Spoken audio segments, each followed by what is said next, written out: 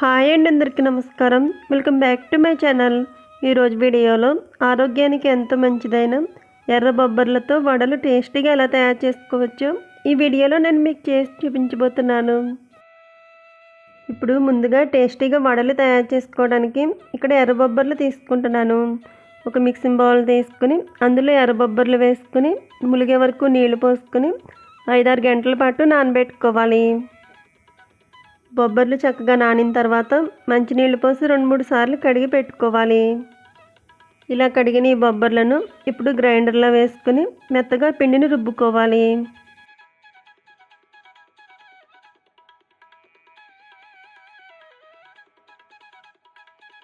పిండిని బౌల్లోకి తీసుకున్న తర్వాత సన్నగా కట్ చేసుకుని ఉల్లిపాయ ముక్కలు వేసుకోవాలి.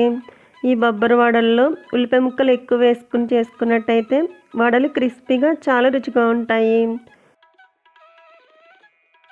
అలాగే సన్నగా కట్ చేసుకున్న పచ్చిమిరపకాయ ముక్కలు వేసుకోవాలి. ఇప్పుడు ఇందులో సన్నగా కట్ చేసుకున్న అల్లం ముక్కలు అలాగే లేత కరివేపాకు వేసుకోవాలి. కరివేపాకు వేసుకున్న తర్వాత 1 స్పూన్ దాకా జీలకర్ర వేసుకోవాలి.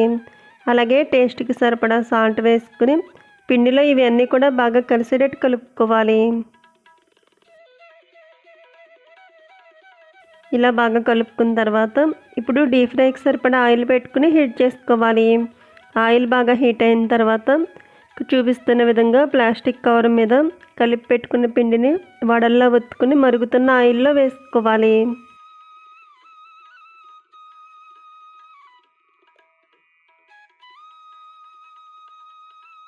పానుకు సరిపడని వడలు వేసుకుని అటు ఇటు కూడా ఈవెన్గా వేగేటట్టు వేగించుకోవాలి. ఒక పక్క బొబ్బరి వడలు క్రిస్పీగా వేగిన తర్వాత రెండో వైపుకు టర్న్ చేసుకోవాలి. రెండు వైపులా కూడా వడలు క్రిస్పీగా వేగి ఇలా గోల్డ్ కలర్లోకి వచ్చిన తర్వాత ఇప్పుడు వీటిని ఆయిల్లో నుండి ప్లేట్లోకి తీసుకుందాం.